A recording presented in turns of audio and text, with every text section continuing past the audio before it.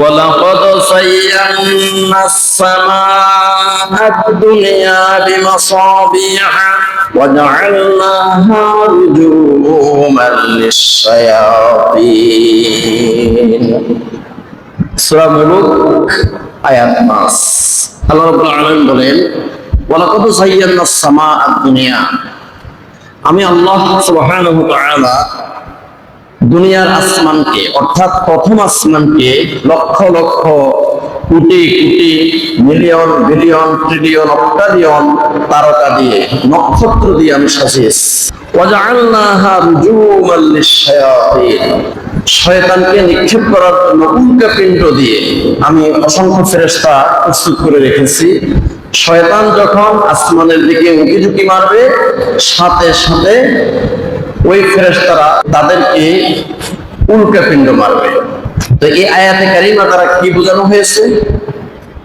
মুহাম্মদুর রাসূলুল্লাহ সাল্লাল্লাহু আলাইহি ওয়াসাল্লাম এই দুনিয়াতে আগমনের পূর্বে শয়তান আসমানের মধ্যে উঁকি ঝুঁকি দিতে পারত,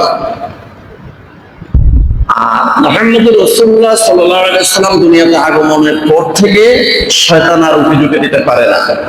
অর্থাৎ শয়তান আকাশের মধ্যে উঁকি ঝুঁকি দিতে লাগলেই ফেরেশতারা তাদের মাথার মধ্যে উল্কাপিণ্ড মেরে দেয়। কিন্তু আদম আলাইহিস সালাম থেকে একদম মুহাম্মদ সাল্লাল্লাহু আলাইহি ওয়াসাল্লামের আগমনের পূর্ব মুহূর্ত পর্যন্ত শয়তান আকাশের মধ্যে উঁকি ঝুঁকি দিয়ে অসংখ্য তথ্য সে সংগ্রহ করত।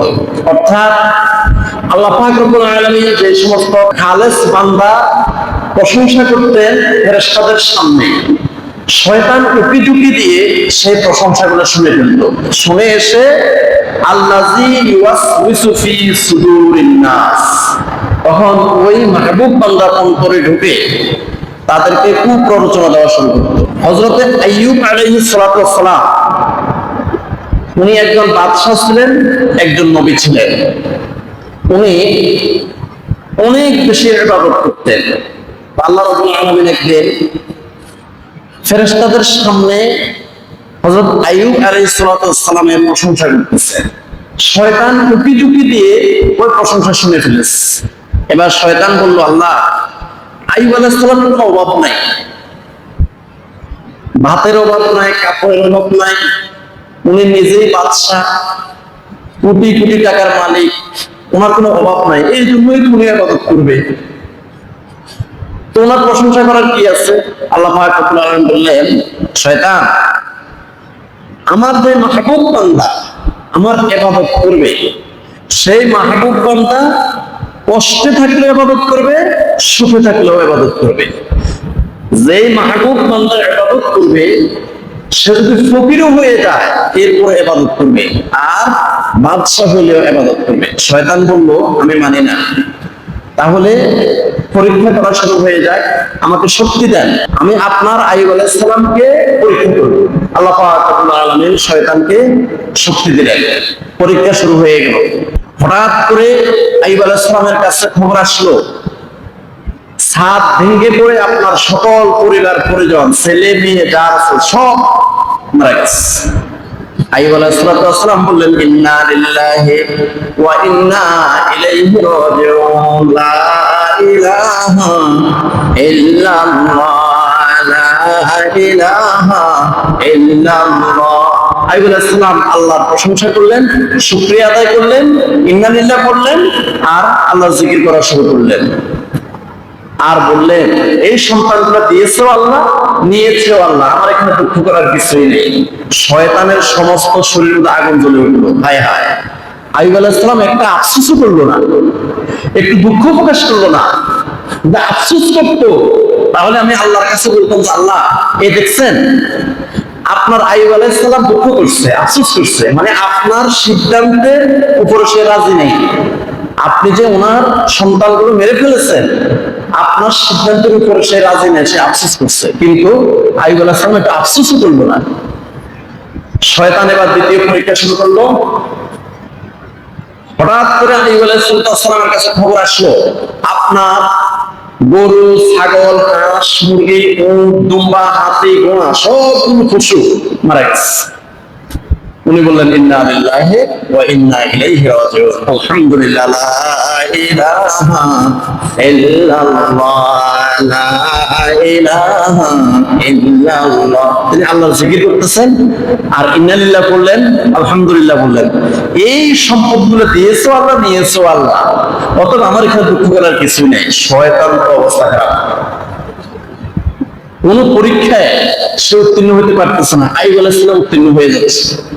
এবার হঠাৎ করে খবর আসলো, হুজুর জাহাপনা হযরত আইয়ুব আলাইহিস সালাম আপনার সমস্ত ফসলগুলো পুড়ে গেছে, ক্ষেতের মধ্যে যত ফসল আছে সবগুলো শস্য দানা সব পুড়ে গেছে। আইয়ুব আলাইহিস সালাম বললেন ইন্না লিল্লাহি ওয়া ইন্না ইলাইহি রাজিউন।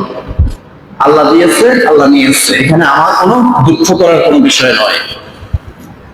এবার শয়তান চিন্তা করলো, হায় হায়, আইয়ুব আলাইহিস সালামকে রাজ্যচ্যুত করতে হবে, এই প্রাসাদ থেকে আইয়ুব আলাইহিস সালামকে আউট করতে হবে।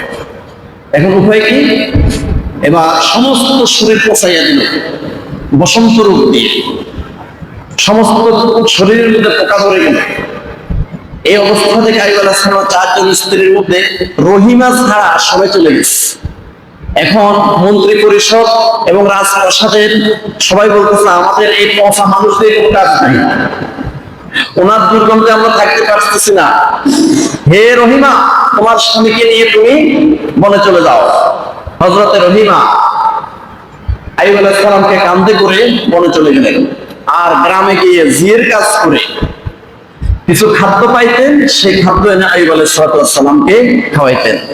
আর তিনি জিকির করতেন লা ইলাহা ইল্লাল্লাহ, লা ইলাহা ইল্লাল্লাহ। তিনি আল্লাহর জিকির করতেন।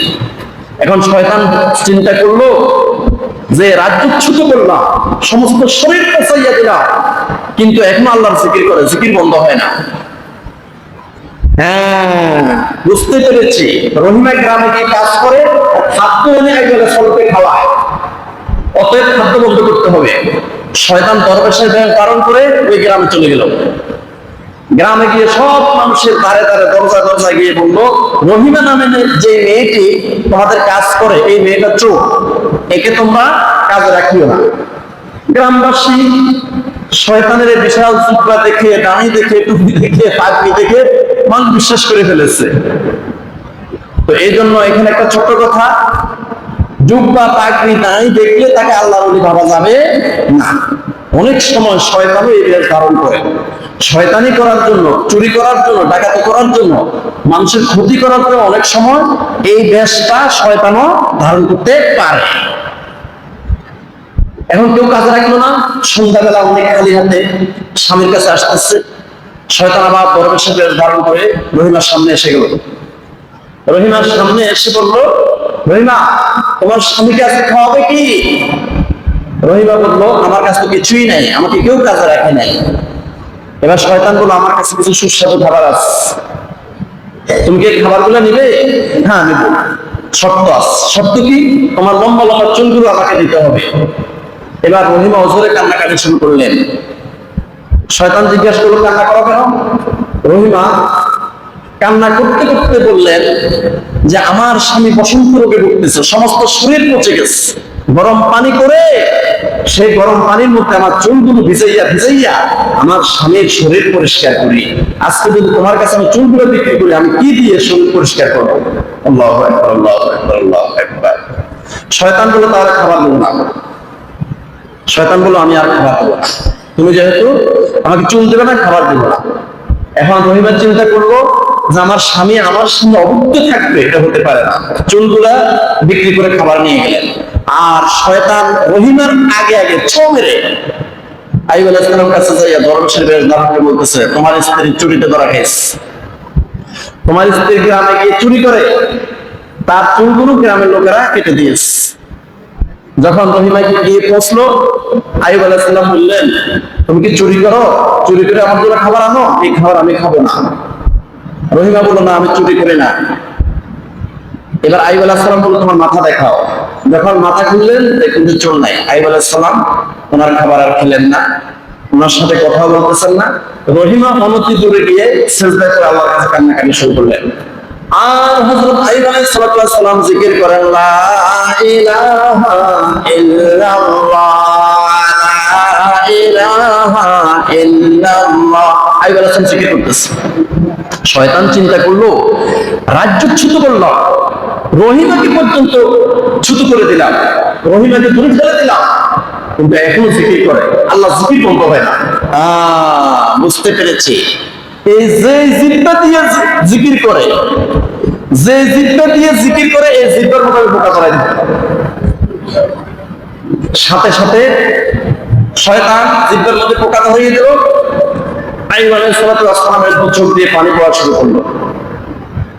আল্লাহ পাক ডাক দিলেন, হে আইয়ুব আলাইহিস সালাম, আপনি কান্না করেন কেন? এতদিন কান্না করেন নাই, আজকে 18 বছর হয়ে গেছে আপনি কান্না করেন নাই, আজকে কান্না করতেছেন কেন? তখন আইয়ুব আলাইহিস সালাম বললেন, আল্লাহ, যে জিব্বা দিয়ে আমি আপনার জিকির করতাম এতদিন, সেই জিব্বার মধ্যে এখন পোকা ধরে গেছে।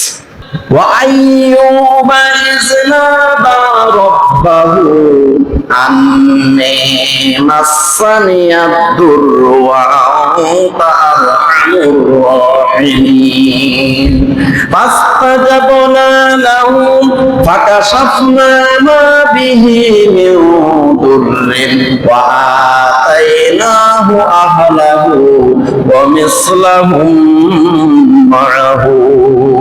সূরা আম্বিয়া আয়াত 83-84। আইয়ুব আলাইহিস সালাম কি বললেন? ওয়া আইয়ুবা ইজ নাদা রাব্বাহু। আইয়ুব আলাইহিস সালাম আল্লাহকে ডাকলেন, আল্লাহ, ও আল্লাহ, আল্লাহ, আন্নী মাসসানিয়া দুররু, আমাকে একটু ক্ষতি স্পর্শ করেছে, আমি এখন জিহ্বা দিয়ে আপনার জিকির করতে পারতেছি না। ওয়া আনতা আরহামুর রাহিমিন, আল্লাহ তুমি তো সবচেয়ে বড় দয়ালু। হিকমতের সহিত আল্লাহর কাছে পানা চাইলেন। আল্লাহ পাক রব্বুল আলামিনের কাছে এই দোয়াটা এত পছন্দ হয়েছে, এক সেকেন্ডও লেট করলেন না, সাথে সাথে আইয়ুব আলাইহিস সালামের ডাকে সাড়া দিলেন। ফাস্তাজাবনা লাহু, আল্লাহ পাক সাথে সাথে ডাকে সাড়া দিলেন।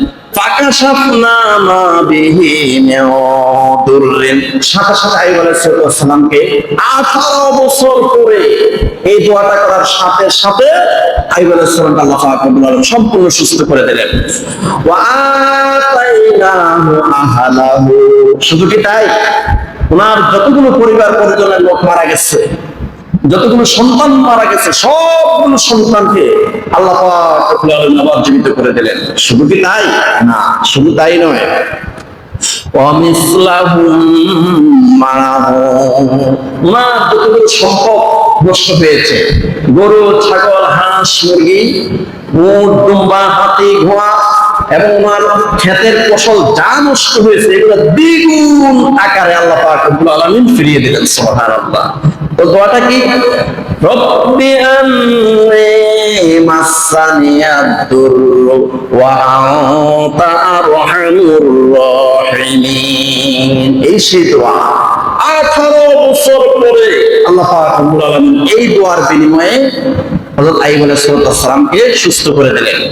যেদিন 18 বছর পরে আইয়ুব আলাইহিস সালাম সুস্থ হয়েছিলেন, ওই দিনটা ছিল মুহররমের 10 তারিখ আশুরা। তো এই জন্য আল্লাহ রাব্বুল আলামিন বলেন, وَلَنَبْلُوَنَّكُمْ بِشَيْءٍ مِّنَ الْخَوْفِ وَالْجُوعِ وَنَقْصٍ مِّنَ الْأَمْوَالِ وَالْأَنفُسِ وَالثَّمَرَاتِ وَبَشِّرِ الصَّابِرِينَ الَّذِينَ إِذَا أَصَابَتْهُم مُّصِيبَةٌ قَالُوا إِنَّا لِلَّهِ وَإِنَّا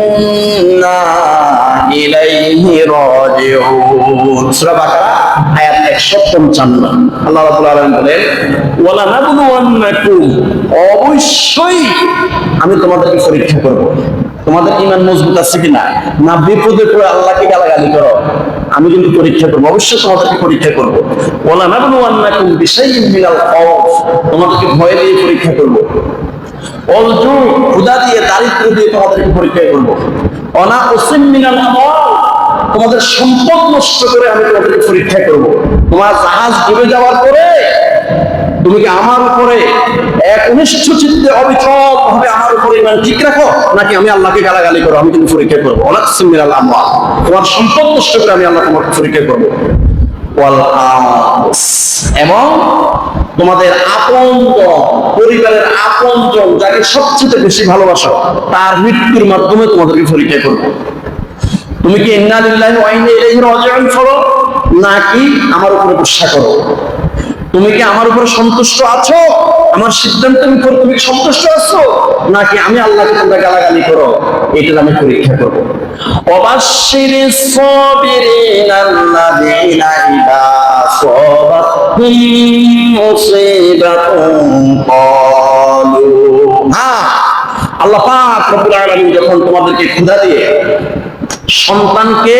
সন্তানের ইন্তেকালের মাধ্যমে, তোমার স্ত্রীর ইন্তেকালের মাধ্যমে, অথবা তোমাদেরকে বিভিন্ন দারিদ্র দিয়ে তোমাদেরকে যখন পরীক্ষা করবে, ওই পরীক্ষার মুহূর্তে যে ব্যক্তি একদম একনিষ্ঠ চিত্তে আল্লাহর উপরে অবিচল আস্থা ও বিশ্বাস রেখে আল্লাহর উপর সন্তুষ্টি প্রকাশ করবে এবং বলবে ইন্না লিল্লাহি ওয়া ইন্না ইলাইহি রাজিউন, নিশ্চয়ই আমরা আল্লাহর জন্য, আল্লাহর কাছে একদিন ফিরে যেতে হবে, যারা এই কথাটা বলবে তাদেরকে অবশ্যই সাবিরিন, তাদেরকে আপনি সুসংবাদ দেন।